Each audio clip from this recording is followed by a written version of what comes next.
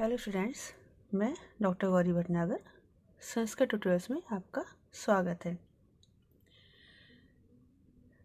आज हम शुरू करने जा रहे हैं महाकवि भारवी द्वारा रचित किरातार्जुनीय महाकाव्य का प्रथम सर्ग।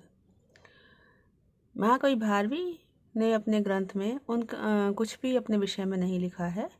उनके बारे में कई किंवदंतियाँ ही प्रचलित हैं और उनकी यह एकमात्र रचना है किरातार्जुनीयम, जिसके माध्यम से उनको साहित्य में प्रसिद्धि प्राप्त हुई है। किरातार्जुनीयम महाकाव्य बृहत्त्रयी महाकाव्य की श्रेणी में आता है। इसमें 3 महाकाव्य हैं: किरातार्जुनीयम, शिशुपालवधम और नैषधीचरितम। किरातार्जुनीयम में 18 सर्ग हैं जो कि महाकवि भारवी द्वारा रचित है। शिशुपालवधम में 20 सर्ग हैं जो महाकवि माघ द्वारा रचित है और नैषधीचरितम में 22 सर्ग हैं जो महाकवि श्रीहर्ष द्वारा रचित है। तो इस प्रकार से ये बृहत्त्रयी में आते हैं तीनों। किरातार्जुनीयम का जो कथा ली गई है भारवी के द्वारा, तो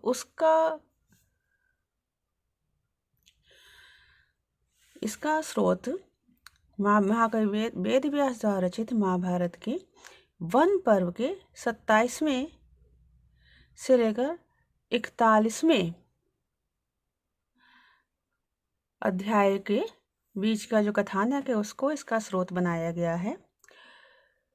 भारवी ने अपने काव्य में थोड़ा सा परिवर्तन किया है महाभारत की मूल कथा से। महाभारत की मूल कथा में युधिष्ठिर, द्रौपदी, व्यास आदि के जो वार्तालाप है उसका कोई इतना महत्व नहीं है, लेकिन महाकवि भारवी ने युधिष्ठिर, द्रौपदी, भीम इनकी वार्तालाप को बड़ा ही सजीव चित्रण किया है और व्यास को भी यहाँ पर मुख्य रखा है। युधिष्ठिर को व्यास के द्वारा उपदेश दिया जाना इस ग्रंथ में महाकवि भारवी की अपनी स्वयं की कल्पना है। जो महाभारत की मूल कथा है उसमें व्यास युधिष्ठिर को और फिर युधिष्ठिर अर्जुन को मंत्र देते हैं, परंतु किरातार्जुनीयम में स्वयं व्यास ही अर्जुन को मंत्र देते हैं। मूल कथा में अर्जुन मंत्र की सहायता से इंद्रकील पर्वत पर पहुंचते हैं, जो महाभारत की मूल कथा है, परंतु किरातार्जुनीयम में अर्जुन इंद्रकील पर्वत पर यक्ष के द्वारा पहुंचाए जाते हैं। वेदव्यास द्वारा रचित महाभारत ग्रंथ में हिमालय, गंधमादन और इंद्रकील पर्वत का विशद वर्णन नहीं है, परंतु किरातार्जुनीयम में महाकवि भारवी ने इनका विशद वर्णन किया है। अर्जुन की तपस्या का वर्णन करना और उसका सभी के ऊपर प्रभाव दिखाना वही महाकवि भारवी की अपनी स्वयं की कल्पना है, कवि कल्पित है। महाभारत का महाकाव्य में अर्जुन को इंद्र स्वयं आके तपस्या से विरत होने को कहते हैं, लेकिन किरातार्जुनीयम में इंद्र पहले अप्सराओं को, गंधर्वों को भेजते हैं, उसके बाद वो स्वयं आते हैं। उसकी तपस्या को भंग करने के लिए पहले अप्सराओं, गंधर्वों को भेजते हैं, फिर इंद्र स्वयं आते हैं किरातार्जुनीयम के अनुसार। और अप्सराओं की चेष्टाओं का जो वर्णन किया है वहाँ, हालांकि किरातार्जुनीयम पूर्ण रूप से वीर रस प्रधान महाकाव्य है, परंतु अप्सराओं की चेष्टाओं का वर्णन करते हैं वहाँ पर श्रृंगार रस का प्रयोग किया गया है, श्रृंगार वर्णन किया गया है।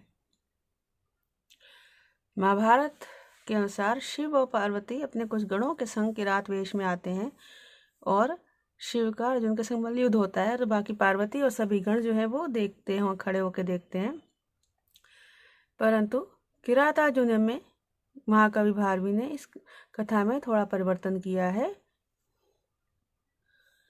परंतु किरातार्जुनीयम के अनुसार पहले स्कंद के सेनापतित्व में, स्कंद था कार्तिकेय के सेनापतित्व में भगवान शिव की सेना के साथ अर्जुन का युद्ध हुआ है, जिसमें अर्जुन विजयी हो जाते हैं और उसके पश्चात भगवान शिव के संग अर्जुन का मल्लयुद्ध होता है।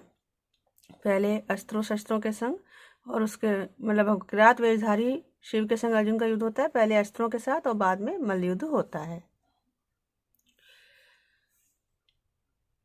किरात और अर्जुन की युद्ध का अंत जो है महाभारत और किरातार्जुनीयम दोनों में फर्क है, दोनों में अंतर है।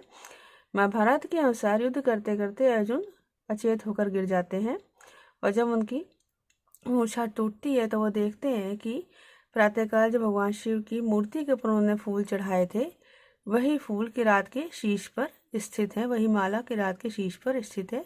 इस प्रकार से वो भगवान शिव को पहचान जाते हैं। परंतु किरातार्जुनीयम के अनुसार युद्ध करते करते भगवान शिव उछलकर आकाश में पहुंच जाते हैं, तो अर्जुन एकदम से उनका पैर पकड़ते हैं उनको रोकने के लिए। तो भगवान शिव जो हैं इस प्रकार पैर पकड़ने से अर्जुन से प्रसन्न हो जाते हैं और अपने भक्त को स्वयं अपना रूप जो है वो दिखा देते हैं, मतलब अपने असली रूप में आ जाते हैं। इस प्रकार से अर्जुन जो है वो भगवान शिव को दर्शन करता है। महाभारत की कथा के अनुसार अर्जुन जो है वो पाशुपत अस्त्र जो भगवान शिव से प्राप्त हुआ था उसको प्राप्त करके स्वर्ग के दर्शन के लिए जाते हैं। परंतु किरातार्जुनीयम के अनुसार पाशुपत अस्त्र को प्राप्त करने के बाद अर्जुन अपने भाइयों के पास ही जाते हैं। तो इस प्रकार से कई बातें ऐसी हैं जिसमें जो कि किरातार्जुनीयम और महाभारत की मूल कथा में जिनमें की अंतर है, क्योंकि महाभारवी ने काव्य को लेकर अपने कुछ कल्पनाएं की हैं जो कि कभी कल्पित होती ही हैं जनरली काव्य में। तो इस प्रकार से उन्होंने थोड़ा बहुत फर्क किया है, अंतर किया है महाभारत की मूल कथा से। तो हम शुरू करेंगे किरातार्जुनीयम का प्रथम सर्ग। प्रथम सर्ग के अंतर्गत जब युधिष्ठिर पांडवों को 12 वर्ष का वनवास और 1 वर्ष का अज्ञातवास हुआ था, तो वनवास के समय में वो द्वैत वन में जाकर रहे थे। तो वहां पर उन्होंने एक अपने गुप्तचर को किरात वेश में भेजते हैं हस्तिनापुर में कि दुर्योधन के राजकाज का पता लगाने के लिए। तो वहां से दुर्योधन के विषय में सारा कुछ पता करके वो गुप्तचर आया है और वो बताता है कि दुर्योधन ने अपने सारी प्रजा को बड़ा ही प्रसन्न कर रखा है, यज्ञ आदि करता है, दान आदि देता है, सारी प्रजा उससे बहुत ही प्रसन्न है। इस प्रकार से उसके राज्य में सभी कुछ सुख शांति है और सभी खुश हैं। तो दुर्योधन के इस प्रकार की उन्नति की बात सुनकर द्रौपदी जो है वो दुखी हो जाती है और क्रोधित भी हो जाती है और युधिष्ठिर को युद्ध करने के लिए प्रेरित करती है दुर्योधन के साथ। ये इसका प्रथम सर्ग का सार है। तो आइए शुरू करते हैं किरातार्जुनीयम का प्रथम सर्ग। श्रियः करुणामधिपस्य पालनीं प्रजासु वृत्तिं यं युक्तवेतुं सा वर्णिलिंगी विदिता समायो युधिष्ठिर द्वैतवने वनेचरा। अब यहाँ से लेंगे कुरुणाम अधिपस्य श्रिया। कुरुणाम अधिपस्य कुरु देश के अधिपति में राजा था दुर्योधन की श्रिया राजलक्ष्मी का पालनीम पालन करने वाले, प्रजासु वृत्तिम और प्रजा के प्रति, वृत्तिम व्यवहार को, वेद तुम जानने के लिए, तुम प्रत्यय लगने से क्या हो गया के लिए, तो प्रजाओं के प्रति वृत्ति व्यवहार को वेद तुम जानने के लिए, यम अयुक्ता जिसको नियुक्त किया गया था, युधिष्ठिर ने जिसको नियुक्त किया था, सा वनेचरा सह वर्णलिंगी वनेचरा वह वर्णलिंगी अर्थात ब्रह्मचारी के वेश को धारण करने वाला, वह वर्णलिंगी ब्रह्मचारी के वेश को धारण करने वाला वनेचरा वन में घूमने वाला अर्थात किरात या भीड़ जिसको कह सकते हैं, विदिता जानने वाला, क्या जानने वाला, दुर्योधन के समाचार को जानने वाला, द्वैत वन में युधिष्ठिरम समायो युधिष्ठिर के पास आया। फिर से देखेंगे कुरु नामाधिपस्य कुरु देश के राजा था दुर्योधन की राजलक्ष्मी का पालन करने वाले। कुरु देश के राजा कौन था, दुर्योधन। तो कुरु देश के राजा दुर्योधन राजलक्ष्मी का पालन करने वाले, प्रजा सुवृत्तिम और प्रजा के प्रति व्यवहार को वेद तुम जानने के लिए, यम अयुक्ता युधिष्ठिर ने जिसको नियुक्त किया था, वर्णलिंगी सा वनेचरा वर्णलिंगी ब्रह्मचारी के वेश को धारण करने वाला, वह वनेचरा वन में विचरण करने वाला वनवासी या किरात, विदिता दुर्योधन के समाचार को जानने वाला, द्वैत वन में युधिष्ठिर के पास आया।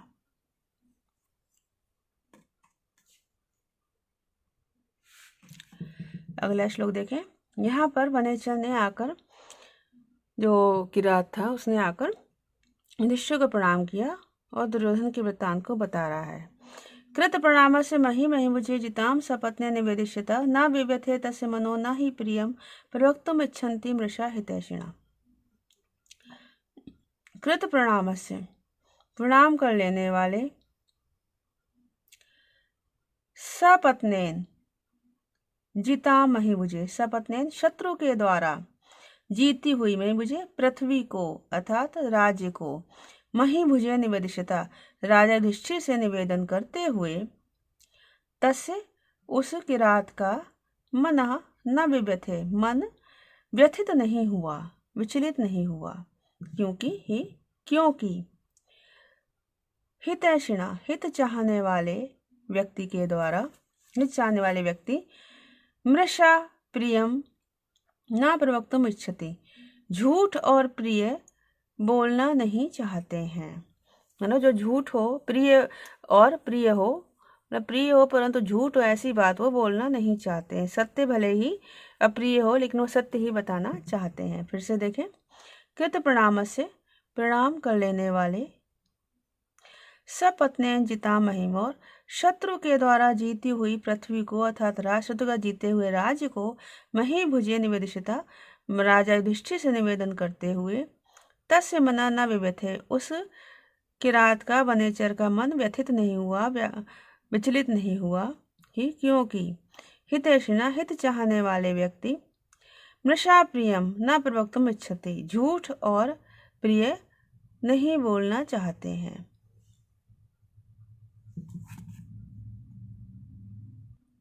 लास्ट की लाइन यहाँ पर अर्थांतर नाश अलंकार है, जो कि पिछली लाइन से उसका सामान्य कथन का एक विशेष कथन के साथ।